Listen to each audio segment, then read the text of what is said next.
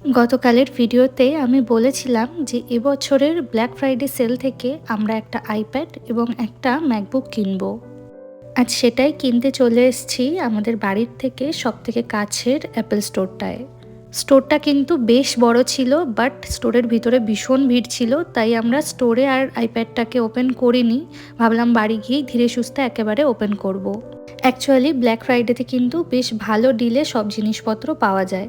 অ্যাপেলে সেরকম কোনো ডিল চলে না, তবে যদি কারোর কাছে গিফট কার্ড থাকে সেই ক্ষেত্রে কিন্তু তারা বেশ ভালো রকম ছাড় পায়। তবে আমরা ভেবেছিলাম আজ আইপ্যাড এবং ম্যাকবুক দুটোই একসাথে নিয়ে ফিরবো, কিন্তু আমাদের যে ম্যাকবুকটা দরকার ছিল সেটা অ্যাভেলেবল ছিল না স্টোরে। তো ওটা নেওয়ার জন্য আমাদের আবার 12 তারিখে যেতে হবে। আজকে শুধুমাত্র আইপ্যাডটা নিয়েই ফিরলাম। আমরা নিয়েছি আইপ্যাড প্রো এবং এটা সিলভার কালারে আমরা নিয়েছি। এই জিনিসগুলো ইউএসএ থেকে কেনার কারণ হচ্ছে ইন্ডিয়াতে এর দামটা কিন্তু বেশ অনেকটা মতোই বেশি পড়ে, আর সেটা শুধুমাত্র বেশি পড়ে কিন্তু ট্যাক্সের জন্যই।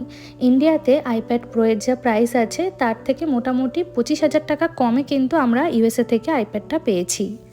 আর এই আইপ্যাডের সাথে কিছু এক্সট্রা অ্যাক্সেসরিজও আমরা নিয়েছি, যেমন অ্যাপেল পেন্সিল এবং একটা কাভারের মধ্যেও 3টে কালার অপশান ছিল, হোয়াইট, ব্লু এবং ব্ল্যাক। তো আমাদের ব্লুটা পছন্দ হয়, আর এটা ওই 8,000 মতো প্রাইস পড়েছিল।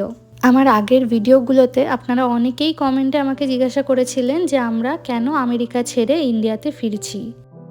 আগে বহুবার আমার ভিডিওতে আমি এই উত্তরটা দিয়েছি, তবে অনেকেই হয়তো এখনও জানেন না, তাই আজ তাদের জন্য আরও একবার বলছি। আমরা আমেরিকাতে আসার 1 মাসের মধ্যেই অভিজিৎ ইন্ডিয়ার আইআইটি রুরকিতে অ্যাজ আ অ্যাসিস্ট্যান্ট প্রফেসর চাকরি পায়। 2026-এর মার্চ মাসে অভিজিতের আইআইটি রুরকিতে জয়নিং, আর এটাই হচ্ছে একমাত্র কারণ আমাদের দেশে ফেরার।